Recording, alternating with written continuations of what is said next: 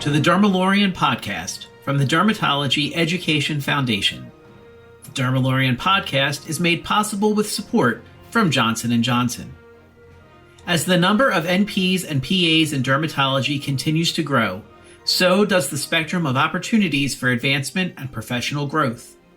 DEF Advisory Council member and dermatology physician assistant Alexa Hetzel shares some of her best advice for career growth. We're here at Derm 2025 in the exhibit hall right outside of the general session where the incredible education is going on. And I'm here with DEF Advisory Council member and Derm faculty member Alexa Hetzel. Alexa, why don't you tell everyone a little bit about yourself? Hi, everybody. Like Paul said, my name is Alexa Hetzel. I'm a physician assistant. I've been in dermatology for just over 12 years. I practice in East Windsor, New Jersey for Schweiger Dermatology. Excellent. So among the presentations that you did, you were part of the Career Development CME Symposium last night.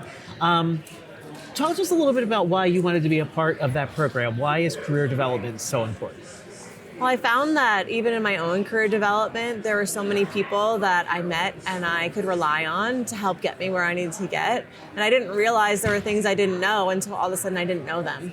And so there's so many small little tweaks that we can make that makes ourselves more professional, makes us look better overall in terms of what we've done in our CVs and things like that. That definitely gives us the best foot forward, not only if we're trying to negotiate our contracts within our practice or switch practices or even do things like product theaters or speaking or advisory boards. I think it's important for us to be setting the best foot forward. And so I always want to pay that forward because I had help doing it. And so I want to help others reach that level as well. Awesome. So one of the things you talked about is the fact that you've been involved in a lot of research. Mm-hmm. So obviously that goes hand in hand with clinical care, but it's not necessarily something that everyone does. Yeah. Why did that interest you and how did you get involved and be able to really develop that part of your career? Yeah, so I mentioned that I work for Schweiger Dermatology, but 2.5 years ago it was Windsor Dermatology. And so I've always practiced at Windsor Dermatology. And even before I became a physician assistant, I actually was a clinical research coordinator and a medical assistant at that office. So I was getting my hours for PA school. They kind of like introduced me to it. And my very first study was ixekizumab, phase 3. So I fell in love with psoriasis and research from the get-go. And then as I realized there were so many ways that we could help so many people that were underserved or didn't have access to therapies or help develop new drugs that could help the masses. And then when we became Schweiger, my bubble was burst a little bit because my blinders were taken off that this is something that everybody does. And I realized that this is something that nobody does. It's really such a very niche thing for really hospital-based medicine. And so to be able to do that in private practice, it just becomes such a passion of mine. Excellent. Okay. And you just touched on something in the fact that your practice has changed a little bit. Yeah. You are in a larger practice. You mentioned some of the benefits of that. But sometimes we don't always think about the fact that, yes, patient care, these amazing new drugs, it's so important to what dermatology MPs and PAs do, but the patients need to get the drugs. You're managing a staff. You are not just seeing patients, you are kind of managing a care team. Can you talk a little bit about some of those skills and how folks can really develop them to get the best outcomes for their patients? Yeah, I will say I'm not very rigid except for when it comes to care of my patients. And so it starts when patients walk in the door. The front desk. My front desk is incredible. They know what I want. They know what to expect. They usually have a good idea of the pulse of things, but they'll come back and ask. And there's so much communication just from as soon as they walk in the door. But that's the patient's first experience. And then we move on to my medical staff. Same thing. They know the things that I'm looking for in terms of how long have they been here? Have they been here before? How long has this rash or this acne been there? Like the questions that I want them to ask, they know, and there's open communication with that. Is it okay if they don't get everything right? Of course, because I'm one of one. I'm in my own head. And so I don't expect them to read my mind, only occasionally. And then it comes down to me. So ultimately making sure that everybody is communicating and everybody is happy. If my staff is also unhappy, then they're not going to do the prior authorizations and help me with those to get the patients the medications. They're not going to help me make phone calls for biopsy results and blood work.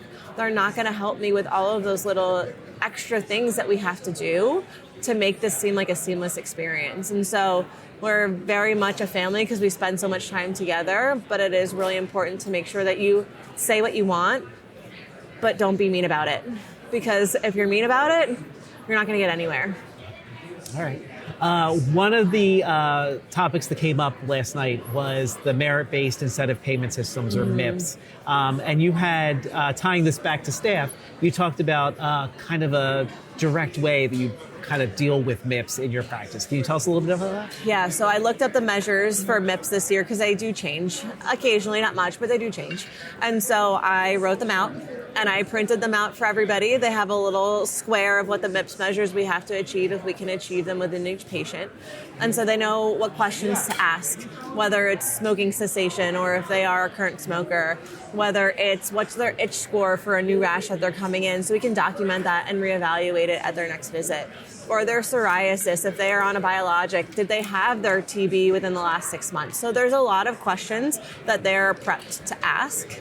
And melanoma recalls, those are equally as important. So that way we are hopefully satisfying all of our MIPS measures. And these are sort of natural things. You're going to want to know most of these things anyway, so it does make a lot of sense clinically. Exactly. Okay. So another thing you talked about last night is the CV. It's something people kind of take for granted. People might assume they know what their CV should look like, but it can be deceptive, right? Tell us a little bit about that. So I think even for myself, just starting off through this whole journey over the last 12 years, I thought CV and resume were the same, and they're not. And that's not a wrong thing. Nobody had taught me, and I eventually learned that a resume is definitely not a CV. And so then also developing my CV, in the beginning it started off very rough because there wasn't a lot for me to add, and I didn't know how to really organize it and put it together. But I think that's where a lot of our mentorship comes into, meeting other PAs and NPs in the field. Speaking to your pharmaceutical advisors, your thought leader liaisons can help guide you in terms of how to make your CV look the best that it can look. Excellent. And for someone who is interested in doing more, especially some beyond patient care, what are some of the tips you have talking to industry liaisons and things like that? But how can they do that, especially if maybe they're not as familiar, maybe they're a little timid? I think talk to everybody. Talk to everybody that you can. You're going to learn good things from people and you're going to learn bad things from people, but you're going to learn something from someone. And so having those conversations and relationships with your reps, if there's a drug that you like and you want to learn more on, speak to your MSL. Develop those relationships further. And then once you understand the science and you're like, I really like this product, I've done it before where I've said something to one of our reps and I was like, I want to be a speaker for you guys. I really like your product. I'd really like to promote it. And they're like, okay, well, let's push that up. And that's how I became a speaker. And so if you don't ask, the answer is always no. And so continuing to advocate for yourself and just ask the questions are so helpful because you might not be a speaker right off the gate, but you could do an advisory board. And then the more advisory boards that you do, then maybe you'll be a little bit more likely selected as a speaker, something like that. So it's baby steps. It doesn't happen overnight. It's been a process, and I'm still, I feel like, developing myself. And that's good because we're always ever evolving and ever changing. We don't want to be stagnant, but it doesn't happen overnight. I think that's really important. Speak up. It kind of comes down to just putting yourself out there, right? Yeah, ask. It's always no unless you ask. Perfect. All right. And then another thing you talked about were some of your favorite resources. You were speaking with Matt Bruno about that. Are there any resources that you think are really essential or that you don't think people really know are out there that they really should? Yeah, so one thing I didn't get to talk about was the programs that a lot of the pharmaceutical companies do have. So like Sun and J&J both offer book programs, as well as Sanofi actually. So if you haven't gotten a book from one of your reps, ask them about their book program. You can select a book and they'll ship it to you. I love that feature because I like tangible things. I like to flip through pages and highlight stuff and write things in the margins. So I'm a book person. So I think those things are invaluable. And if we can get them for free, those books are so expensive. I use a lot of UpToDate.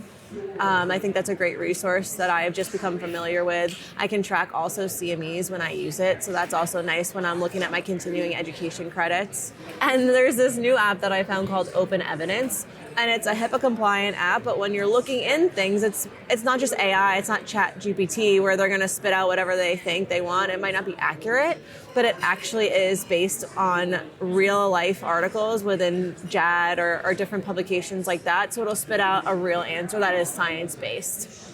Excellent. That sounds fantastic. Yeah, it's exciting. So kind of pulling it all together, what would be your key piece of advice as a mentor to younger NPs or PAs kind of just getting started in this field? My biggest thing is know the field. So know your conditions, know why they're happening, why medications work for them. Know those mechanisms of actions. It's a lot of back end, but it'll make it so much easier as we continue to get new medications to understand why they work differently, or why they may work more effectively, or why there may be side effects that start to develop. And that baseline is so invaluable. It'll just help you progress further in your career.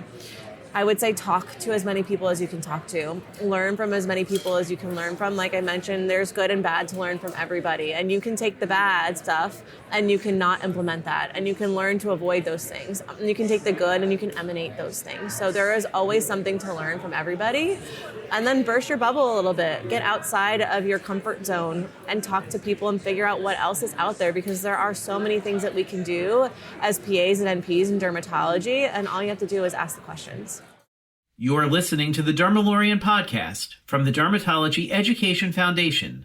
The Dermalorian podcast is made possible with support from Johnson & Johnson. It's time for this episode's Dermalorian Derm Decoder.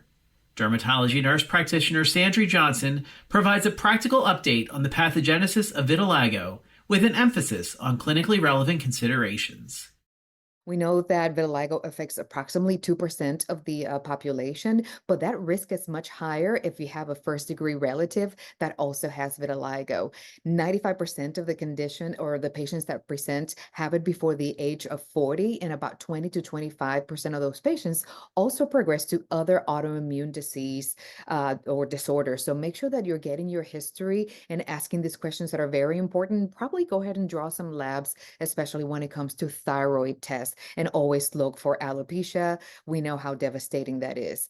The interesting thing is that vitiligo, we always think of it in the darker skin tones because it's just that much more easy to recognize, but it actually affects the population of different skin tones the same. It just looks more distinguishable in darker skin tones. First, a little bit of information, because it's not just an immunity issue. We have genetics, we have oxidative stress that are involved in the pathophysiology of vitiligo. We know that 20 to 40% of patients that have vitiligo have first and second degree relatives with it. There's a lot of genes that are really involved with the pathophysiology of vitiligo, both in the innate and in the adaptive immune pathway. We know oxidative stress is a major issue. Why? Because it creates defects in the endoplasmic reticulum of the melanocytes, and it decreases the production of glutathione. So we know that there's actually a pathway there that we can use for treatment. And in a nutshell, basically, the autoimmunity of it is caused by an influx of reactive and activated CD8 T cells. So these CD8 T cells, they migrate into the skin, they release interferon gamma, and this interferon gamma binds to the keratinocyte receptor, and it activates the JAK-STAT pathway, which is producing all these inflammatory chemokines like CXL 9 and 10. So they are the ones that basically go in and kill the melanocyte from the vascularity and move into the skin and find the melanocytes, and they basically kill them. They make interferon gamma, and that in turn is turning on that CXL 10, which recruits more CDL. So you see all this recruitment coming down here, and they come all the way in and kill your melanocytes. When vitiligo up there in the epidermis is killing these melanocytes, these stem cells can actually travel up the follicle and repopulate your melanocyte population. And this is why when you are seeing vitiligo getting better, you see these islands of repigmentation within the areas because it's actually coming through the follicle. So this is really interesting. Interesting indeed. For more interesting episodes of the Dermalorian podcast, check out our website or your favorite podcast directory. The Dermalorian podcast is produced for the DEF by Physician Resources. Thanks for listening.